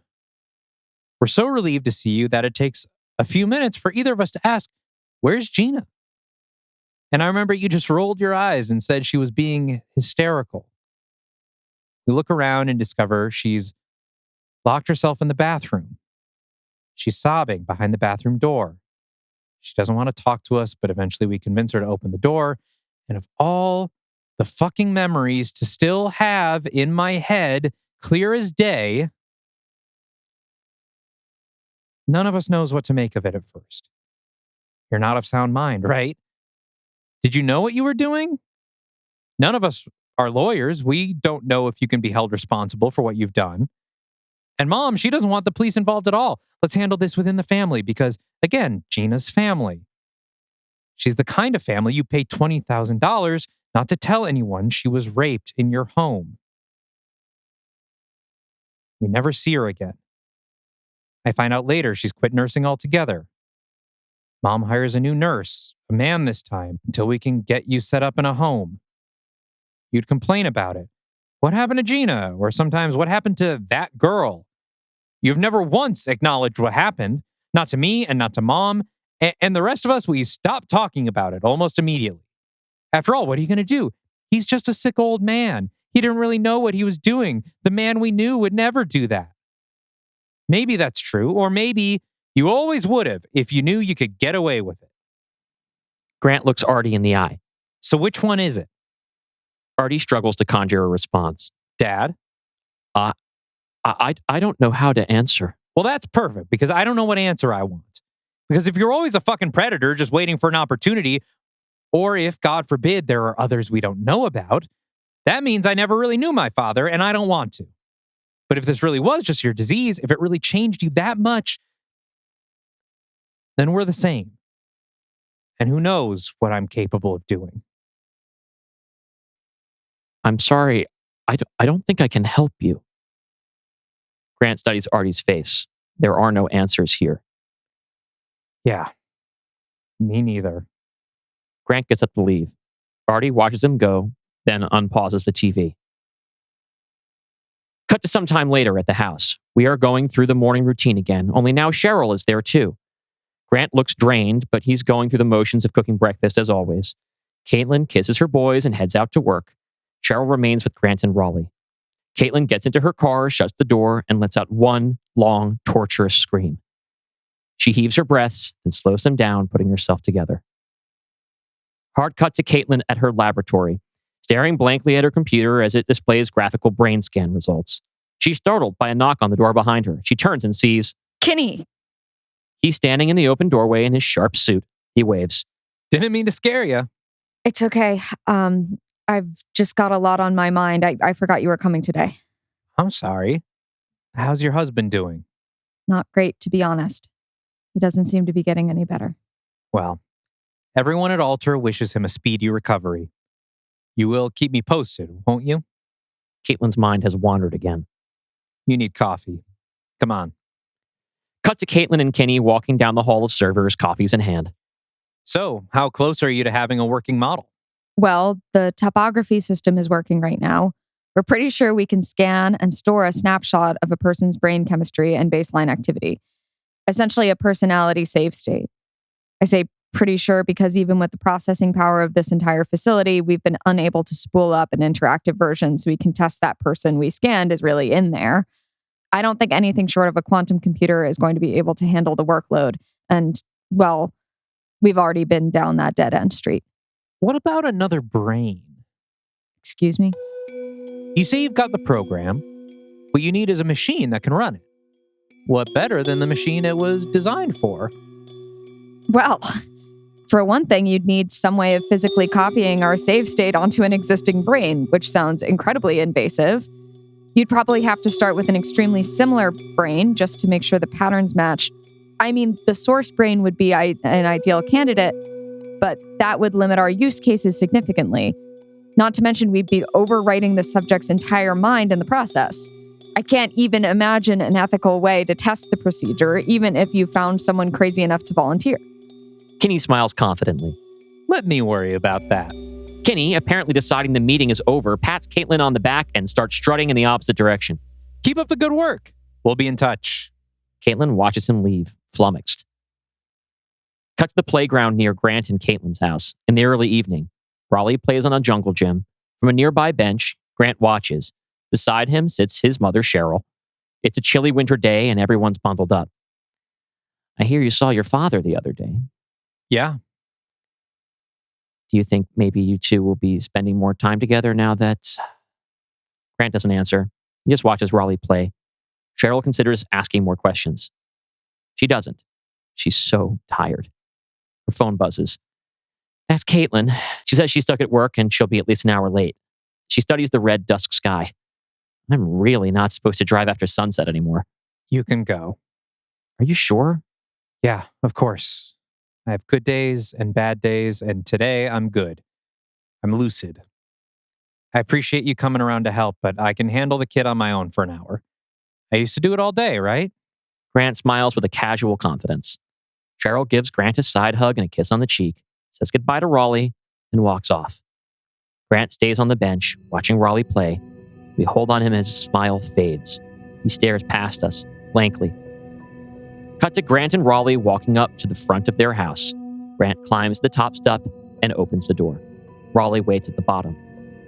Daddy up? No, Raleigh, it's a couple of steps. You can do it. You've been climbing all afternoon. I know you can do it. No, Daddy up. I'm not doing it. You have to climb up yourself. I need to pee in the potty. Great. You better come on up here then. Daddy up. Kid, I'm not picking you up. Climb the fucking stairs. Raleigh starts crying. Grant rolls his eyes. I'm going inside. I'll leave the door open. Come up whenever you want. Grant goes into the house, leaving the front door open a crack. Raleigh stands alone at the foot of the stairs, crying. We stay with him, looking up from his eye level at the front door, just slightly ajar. He wails at the top of his lungs for his father to get him.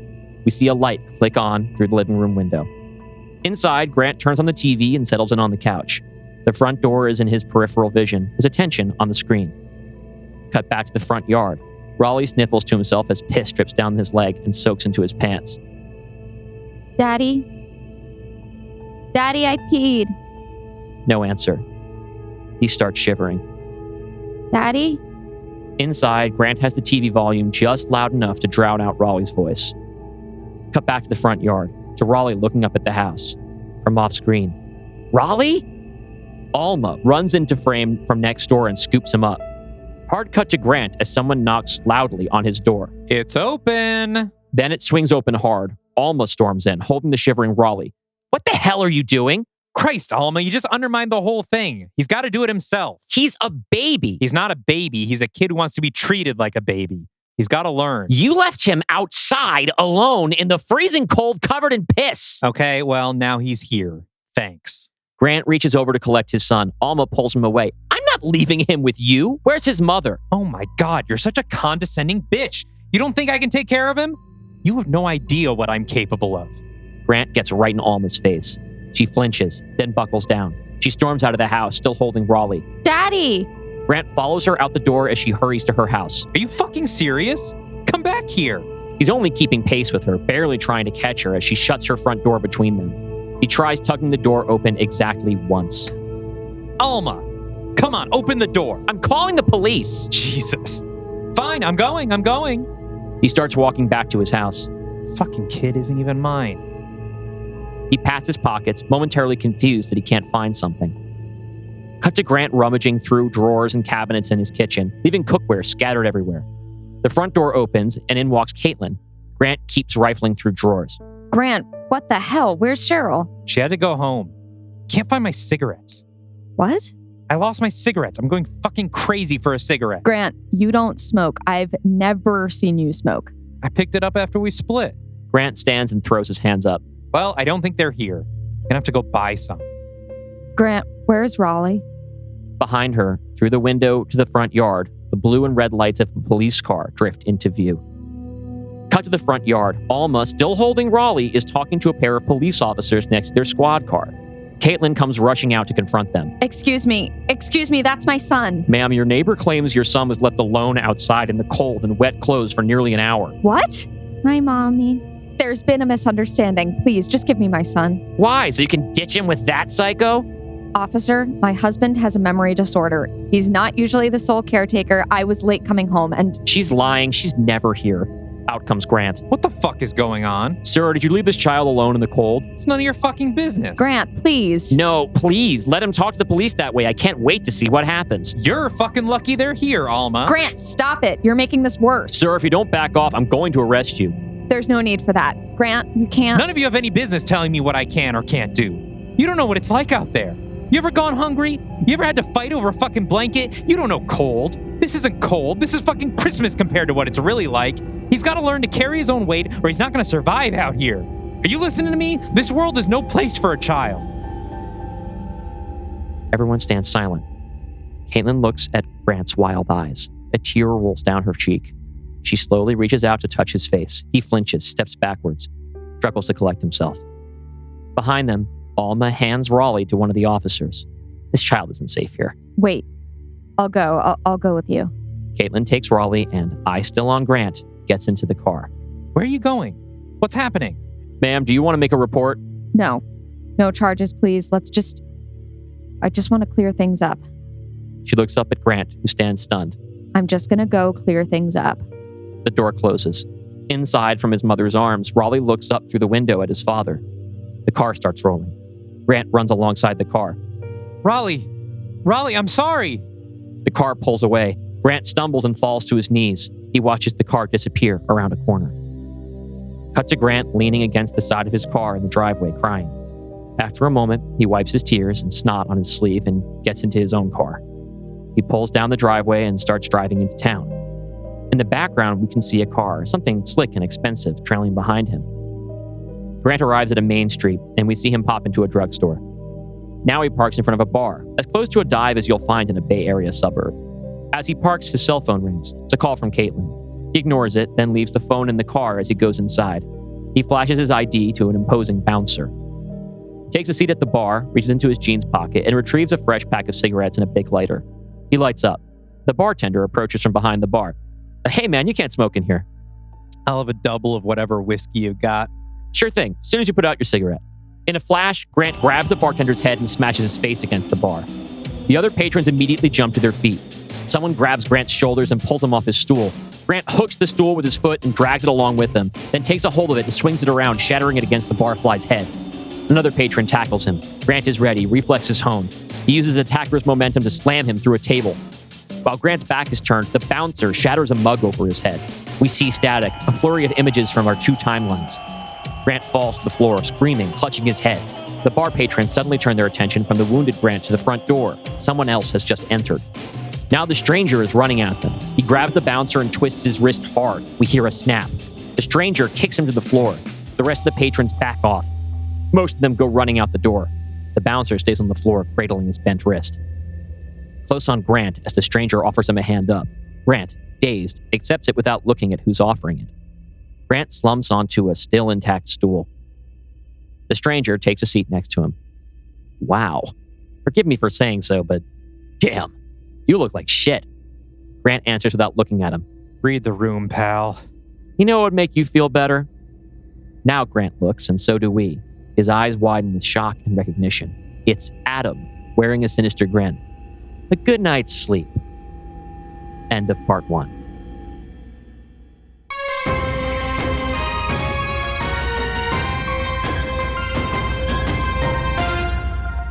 This episode is brought to you by author Rick Paulas and his novel, Malinko. You might know Rick Paulas from his novels Eastern Span or Palmer Hotel, or for his work in Wired, Vice, or McSweeney's.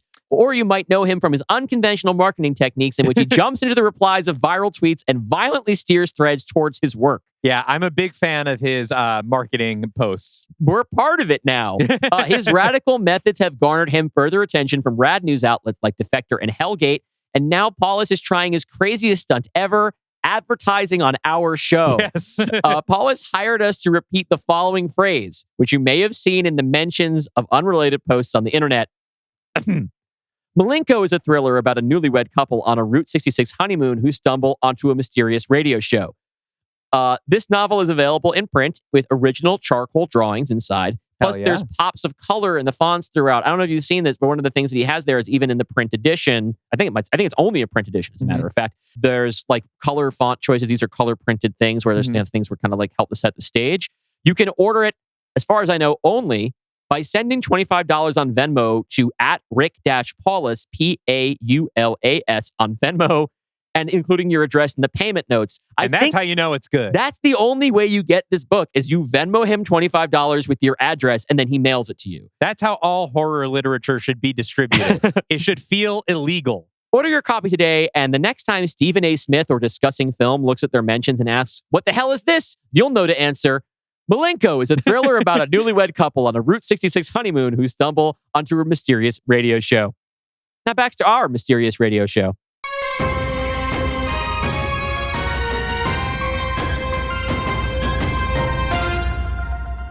Well, yeah, things have definitely escalated. Okay, good.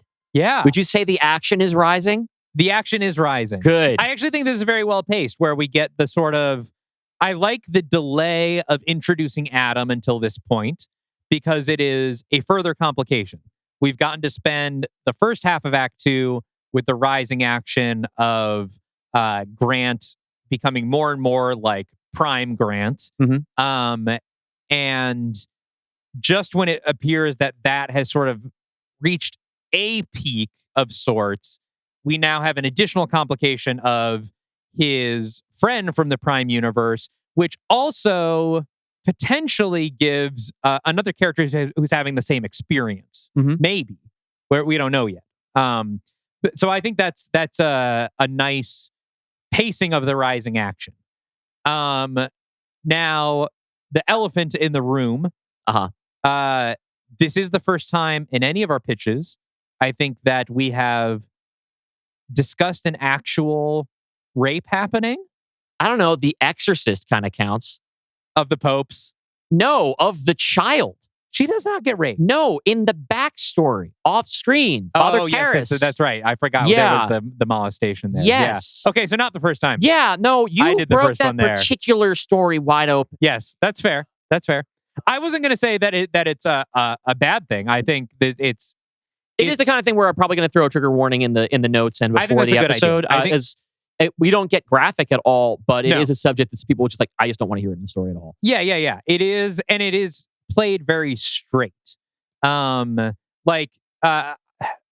Not to say that like the Exorcist one wasn't as bad, but there's a lot of supernatural and goopy shit going on. Right. This being played more like a family drama for something that it just feels more grounded in a way that like the zombie apocalypse possession story maybe doesn't. Yeah. And I did kind of put this. I wanted to put that as close as I could to the halfway point of the movie as a sort of pivot point.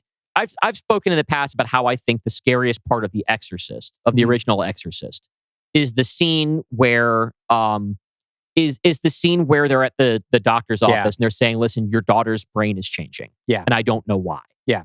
I think that's that's the scariest part of that movie to me. And I'm like, what if I made that the whole fucking movie? Yeah. And I think that what's important is, in addition to the idea of loss of identity, and in addition to the kind of thing of like, oh, you're turning to this guy from this apocalyptic wasteland, I wanted to anchor this in something relatable and real, in the sense that one of the scariest things I can imagine is having a severe enough brain injury or the kind of illness where whether it's almost kind of worse than having the certainty of you're not the same person anymore. It's like, what if like it is the matter of this thing is turning up a dial. At what point is whatever it is that you value or you consider to be very key about yourself, like the thing, when are they gone? Yeah. When can someone not trust you? When are you not the person other people need you to be or expect you to be? Yeah. And this was, I think, a grave example of that I think speaks a lot to the kind of man that Grant wants to be versus the kind of man he's afraid of being. Yeah, I think that is a good, I kind of thought from the time that his father's introduced, like, oh, this is a great way of illustrating one reason why this is so difficult for Grant is because, it's something he's already seen in his father. I did not see the exact nature of his father's transgression coming. My worries about the Dylan that pulls his punches is all gone. I can see, this kind of pitch happening maybe halfway through the Dark Universe. I don't know that you would have gone there. I might not have. And I think it is to your credit that not necessarily that you put it in, because I don't think there's anything like inherently good about adding sexual assault to the script. In fact, No, but I think most of the time it's it was done bad. pretty poorly. The thing is that I didn't want it to be a clear one-to-one of what Grant's transformation is. Yeah. That felt a little His too thing cheap, a little bit too easy. Is His more thing is like, about just like physically violent, angry, untrustworthy in that way. But it does kind of come down to trust, right? Yeah. They're actually in my original outline for this, when this was a little bit more of a horror movie, and there was just very much about like the sole antagonist. I think it's a horror movie. It's still a horror movie, but I mean, let's say a little bit more of a pulse pounding experience. There was going to be an angle where Grant and Caitlin's relationship is otherwise the same in here, but we had more sex in the movie, and the notion that they were into kind of some kink and bondage stuff that requires a great deal of trust between the partners. And there was going to be this threat that, like, for the audience at least, even if they don't know what's happening, it's like, what if he is no longer trustworthy in this intimate situation? And that was going to be a moment when our point of view swerved very hard to Caitlin's. I think eventually it was good that it was also a thing for Alma to be extra, like she at some point finds like some kind of like a little redness around her wrist from like a cuff from play that like Caitlin kind of sees as a little trophy, like it's private, but like she's like it's that way some folks are about bondage, right? It's like, oh cool, this is reminder from last night, that's cool. Yeah. And then Alma would see that and say, oh, you're being abused. Yeah. But it was one, first of all, it was one too many things. Secondly, once I honed in on what his dad's thing was, then I didn't want Grant's threat to be sexual because I didn't want it to be about that. I think that is a good call, because I definitely see the connection there. And at the same time, I think it would pretty drastically shift the tone of the movie. Yeah, I think it becomes a little bit too exploitation-y at that point. It'd be a little lurid is the word that's coming to mind. Is like, it would almost kind of lose, not that, look, far be it from me to say that kink is not a realistic thing. That not my experience, but yeah, I don't want it to be exploitative. I don't want it to be about sexual violence. And so basically this thing with his father ends up taking the place of that. And then this is sort of, it stands in as like, that is one kind of threat that someone in his condition might pose. And it is powerful enough, like just the recounting of it, just it being talked about in that way is a powerful enough, scary, terrifying stake raiser that I don't think we need anything around. All right, you don't need anything that compounds that. I hoped that was the case. I'm glad that's working. I'm thinking about the scene in Resurrection where Rebecca Hall's character is like describing what happened to her. Yeah, not the new Resurrection. No, not the one that just came out. The one with Rebecca Hall and Tim Roth. Yeah, whose director I almost picked for this when it was a little bit more when it was a little grosser. Yeah. And anyway, so I'm glad that worked out. I'm glad you like the way that turned out, because it is the kind of thing where like I felt like, no, this is the description of him just talking about it is powerful enough, and I want it to be. I almost want that scene to be the island the rest of the movie revolves around. Like that as a plot element, that's not going anywhere. We're not advancing that story. Yeah. Right. And there was a point when my script was over our word limit, or when it was too lopsided, too much in the beginning, not in the F, and I'm like, fuck, do I have to cut this to make the movie fit, to make it work? And I'm always talking through my scripts with my wife, Jenna, who she usually doesn't read them all the way through or listen to the show, but she's like, no, you can't cut that. That's the whole movie. It sums up, it's a sort of synecdoche of all of Grant's fears right there, but different enough to make his situation unique. It is intense. I can understand listeners being maybe not having a great time Mhm. during the second act. But I think that's the kind of movie this is. Like, this is a horror movie, maybe not in like a slasher way, but in a way that, like, yeah, this is a terror. Like, it's obviously the sort of metaphor, very loose metaphor, is the idea of like getting some sort of disease of the mind that Mhm. that makes it so you don't recognize yourself. This happens all the time. I one of the scariest things I've ever heard of is like a family friend. The mother of a family friend was gardening, and she accidentally inhaled some pesticides. Completely changed her personality overnight. Yeah, that shit scares Like, the shit out of yeah, me. like- that is scarier than death to me. She suddenly became really mean and cruel to her family. They got divorced. The kids don't want to see her because she just became like, she was the sweetest lady. She was a great mom, inhaled some pesticides, and was a monster. Like, yeah, that to me, like that. Yeah. Like, you know, that's like why when I talk something that's going to scare me. Yeah. Scarier to me than death. it's Is the idea horrible. of not only is that, you imagine like when you die, what you leave behind is people's memories of you, right? You Yeah. want to make a positive impact on the world and people's lives.